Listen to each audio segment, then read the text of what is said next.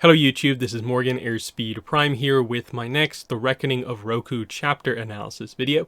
This one's going to be for chapter 7, which is called A Quick End to the Era of Roku. So quickly mention YouTube channel membership if you would like to help support the channel, but that's just there as an option. Getting into the chapter, we have basically, this one consists of two scenes. We get the aftermath to the previous chapter, which is like the assassination attempt effectively on Roku that Ta-Min was also involved in. And then we have, of course, a scene of Roku talking to Sister Daisha because he has changed his mind, and we get the argument about should he go, should he not go, that whole sort of thing. And we'll also have a little bit of a lore deep dive because we learn the name of a new avatar in this chapter. So, we open up and, like I said before, we get the back of the book. This is the excerpt that they use on the very back of the book. Soil and rock pressed into Roku from all sides. Because he and Ta-Min are trapped in Earth. And when he kind of assesses the situation, he doesn't know where Ta-Min is. He tries to refocus. He's kind of thinking to himself, am I going to be written into the updated version of the Lives of the Avatar as just a few lines on my tiny era as the Avatar? Wait, what can I do? Firebending? No. I'm going to have to try some other bending, but he can't earthbend. Should he try the Avatar state? He can't really do that. Either he hasn't gone far enough in his training to make any of that stuff happen. Then all of a sudden, stuff starts to move, and he's trying to focus on doing all this kind of bending and stuff, so he thinks it might be working, but it turns out it is actually Gyatso, because again, Gyatso had stayed just a little bit behind them with Amra, the bison, and he has actually stepped in to help out here. But what's interesting about this is, of course, I thought Gyatso had problems with his airbending. Well, it seems to be working at the moment here, saving Roku and Ta-Min. He says, I came as fast as I could the moment I heard all the rumbling. So he manages to get them out. Ta-Min and Roku have their kind of reunion after the life and death kind of moment. She basically, it says here, she embraces Roku, so they basically hug. Roku thinks he might have cracked a rib, but he's probably just bruised, is the kind of takeaway from this. His frustrations do kind of fade away a little bit because Ta-Min is safe, no one has been killed. Then they finally get to actually addressing the whole idea of like, oh, my airbending did work. When I jumped off Amra to try and save you, it did actually work. When I attacked the earthbender and sent him kind of knocked him out against the wall, it worked. But when they ask him again, oh, hey, can you still do it now? It doesn't work. So it sort of fades away here. So in the kind of heat of the moment, the heroic action, it was working, but he can seem to just do it now that the action and the need for it almost has come to an end. Ta-Min thanks Gyatso. She also hugs him as well. So that's nice. And Ta-Min thinks that, oh, maybe like seeing us in danger, maybe it focused your chi, perhaps. And Roku's just like, oh, I'm glad you came with us because otherwise we would have been in a bad situation. And then it gets to the idea of like, oh yeah, like this guy was an assassin. Like they bring that up here. They acknowledge that the only way to treat this person is that they were an assassin. And Roku really struggles with the idea of, whoa, really? Like someone has actually sent an assassin after me. Someone has hired someone to end my life just because of who I am. He's just stunned at this concept. He gets it to a certain degree because he's the Avatar, but why? Like, he hasn't done anything yet. Like, why would Earth King Jaelun do this? And even like Ta-Min is kind of like, it doesn't make any political sense why the Earth King would do this, because if there's anything that could theoretically set off some sort of a conflict, it probably is attacking the Avatar when it's a new Avatar and like you don't know what they're about. That is not a good situation there. So they go over, Roku is kind of angry here. He confronts the Earthbender, who kind of gets back up, And he is kind of threatening the Earthbender. Like, he doesn't actually hurt him, but like the idea here is he's got the fire kind of in a way up against him. Who sent you? Okay, you said the Earth King sent you. And the Earthbender basically is just like, they don't tell me anything. I'm just an underling, hired muscle. You think they tell me anything is sort of the takeaway. Roku the others kind of calm Roku down, but basically as soon as he lets go the Earthbender like takes off and burrows his way through the ground. He uses earthbending to tunnel his way away. There's no chase sequence. They let him go. He has failed in his attack. He's probably not going to come back, but they're just like, ooh, that's not good that he got away.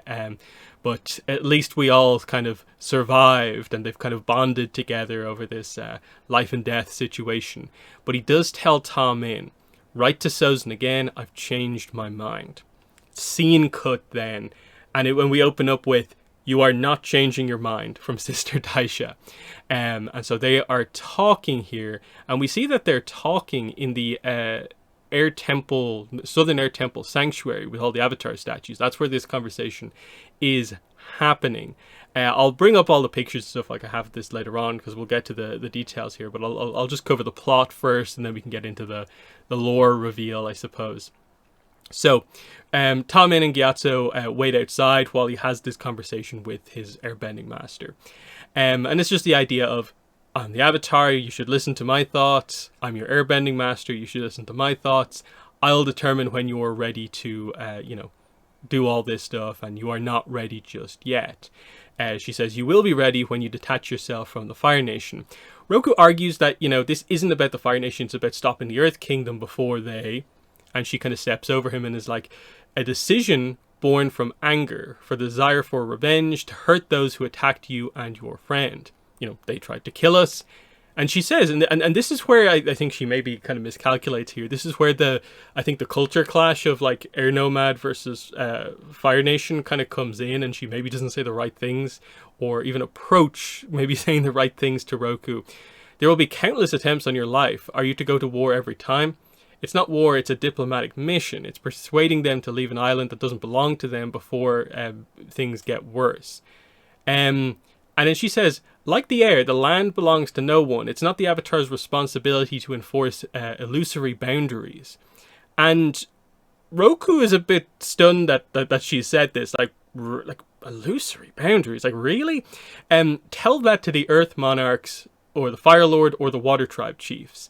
And she just says that's for them to squabble about amongst themselves, as they always have, they always will. You getting involved early on in your career as the Avatar in one of these disputes is not going to be good. So, she's saying, I suppose, the correct, logical thing, but also she's maybe not, like, helping him in any way, like, have a view on the situation that is maybe helpful as the Avatar, which is obviously the idea that, like, really, you just want, like, let them figure out what's going on with this island, like, on their own, and, like, you want me to not get involved? Like, calling the four nations, like, basically boundaries, illusory boundaries, is kind of like, I get the point, but it's not maybe the most ideal approach here, given that Roku maybe hasn't made the first step forward. You can see the kind of pros and cons of this kind of approach to handling the Avatar at this point. We do get the idea, Sister Daisha stopped in front of a statue of Avatar Zalir towards the back of the sanctuary. I'll just read out the description here. She was a short-haired, athletically built woman in a sleeveless tunic and a patterned tolge, a type of hand-woven wraparound skirt that was worn in the days before the Fire Nation, when the archipelago was a loose collection of small clans scattered throughout the Fire Islands. And Daisha ends the conversation by saying, in the morning we will leave for the South Pole as planned to assist the villages affected by the recent blizzard. Is that clear, Avatar Roku? He asks, what if the Earth King sends another assassin? And she just says, you'll hand him a shovel and ask him to help dig out the snow. And he's just like, okay, I'm not going to get anywhere. And he just says, whatever you say, sister. And he walks off. And you can tell he is angry. It says he, like, storms off. past the other statues, including Kyoshi, including the spot that ultimately will be meant for him, and the door of the sanctuary shuts behind him as he leaves. So clearly the idea here is Roku has made his mind up, and it goes against what Sister Daisha actually wants. And there is obviously, like I said, a discussion to be had about did she handle that in the best way, in terms of she knows he's kind of heated about what just happened, and really kind of undercut his feelings to a certain degree in all of this, and maybe hasn't helped him work towards the better understanding. She's just sort of told him the right way to view things. So interesting. But let's go back to Avatar Zalir. So like I said, it's a new female fire avatar, Zalior. I would say from the information provided, we can't really figure out which avatar it is. I think people immediately are going to go for it's this avatar in the center of this image. So this is what to the right in the middle here, in between Zito and Yang Chen, is this female fire avatar. The one people consider to be the armless avatar, but she actually does have arms. Is this who this avatar is? It would sort of make the most sense, sort of logically, that the avatar they would introduce is the fire avatar before Zito. Otherwise, like, it almost like, why are they randomly dropping the name of a random fire avatar somewhere in the timeline? But they also don't say what specific era she is actually from. So the details that we have here is Avatar Zalir's statue is towards the back of the sanctuary, and that she's short-haired, athletically built, and is wearing a old style kind of Fire Island clothing rather than Fire Nation clothing, which kind of works maybe against this, where I wouldn't exactly say her hairstyle is like short. It's maybe not super long, but it's not short. I would not call what she is wearing different than what you would, I think, call traditional Fire Nation clothing necessarily. But I also would say I don't really know what a patterned tolgay necessarily is. But clearly what she's wearing here isn't really patterned. And then if we go to, is it this image here? Better look at the actual statues themselves. The statue is definitely based on the same image that we got there from like Korra Book 1. Zalir, if it is the same character here, this would be top row at the side, basically. Roku's on one side, and then potentially Zalir is on the other side. My impression is that I'm guessing it probably isn't meant to be this character. Partly because they say her statue is at the back of the sanctuary. And as you can see here, this would make her statue like, what, 8 after Roku's, give or take? And that seems like that's not going to get you to the back of the sanctuary necessarily, because you can see from various scenes where we see this place, it's a huge place. It spirals out from the center and then goes up and around the walls of the sanctuary. These are some of the shots when we see it in Korra, where they don't, it's not maybe laid out super amazingly well to kind of showcase some of this stuff. But in its first appearance in the Southern Air Temple in Avatar, you can get a better sense of what the actual layout is. So obviously this is Aang going to the place. So Roku's going to be the one towards the center. And very clearly, as you go backwards, the idea is, I don't think with the amount of statues that we see here, Zalir, even if you take it that she goes somewhat far back on the spiral, brings you she's that far back. I think it is more the idea that she maybe is much further back in the cycle. Because you can get a sense just from this kind of up close shot here, before they're even towards the center, that like in shot you're seeing like 8-ish avatars. Whereas, you know, towards the back, you're probably talking more like maybe 30-40 avatars back, who knows, but maybe not as early, surprisingly, as Zalir is. So obviously there's going to be probably a little bit of debate about this, but I do think I would say the positioning of her statue, her hairstyle to a certain degree. Let me just bring this up again. Yeah, I wouldn't call her hairstyle short even in the statue depiction. So, I don't think that matches. I don't think the clothing that the statue is meant to be wearing matches either. So, at least my take is that unless I don't really understand what the clothing they're describing here is, I think Zalir is meant to be a much older fire avatar. That's why they describe her as wearing basically clothing that was worn in the days before the Fire Nation, when the archipelago was a loose collection of small clans scattered throughout the Fire Islands. Now, obviously, that is the history of the Fire Nation that we're talking about here. And without spoiling too much ahead, we will get introduced to a group of people who also wears this style of clothing that is reminiscent of the time before the Fire Nation was the Fire Nation and it was just the Fire Islands. So I'm not sure if we're saying, like, are we actually dealing with maybe one of the earlier avatars? Because I'm assuming, because it's a weird one, because like one statue as like the first avatar is like way off in the back somewhere. Like as in like it's in like its whole different section of the Southern Air Temple when Jinora sees it. Might need to actually look that one up again, but I'm guessing it is more just that she's reasonably far back. Maybe is an avatar who was maybe known for more representing the cultures of the kind of different fire islands. But not sure what to make of that, because why do they point this out?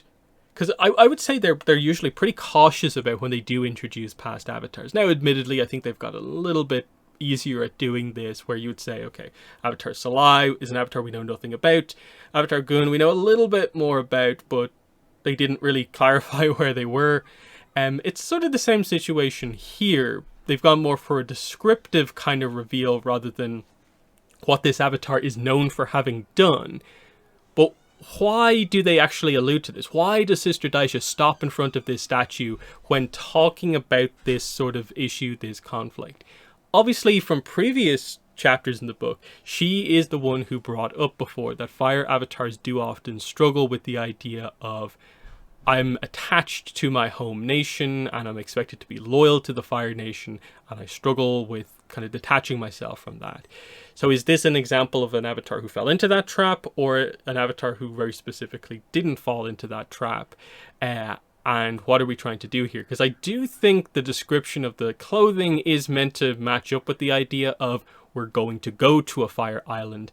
And almost the idea of Sister Daisha knows that Roku is potentially going to an island, and so that she's thinking about this while looking at a statue of a fire avatar who's wearing kind of Fire Island clothing is kind of like, But they never connect it to anything. They never come back around to necessarily Avatar Zalir was confirmed to be on this island as well or anything like that. Borderline, you would say they confirm a different avatar maybe has also been to the island, but we will get to that. So I'll wrap it up there and basically just throw it out to your comments here. So what are your thoughts on this? So the aftermath to the assassination attempt, everyone gets out okay. Some success for Gyatso's airbending, but it immediately stops working once again. Roku's kind of anger and want to go to the island now, get involved here. Daisha not wanting him to, but him clearly having his mind set on what he is going to do. And then probably the most interesting lore detail here, Avatar Zalir. What are your thoughts on this? Based on the description that we have here, based on some of the stuff that I kind of went through here, what way do you interpret this?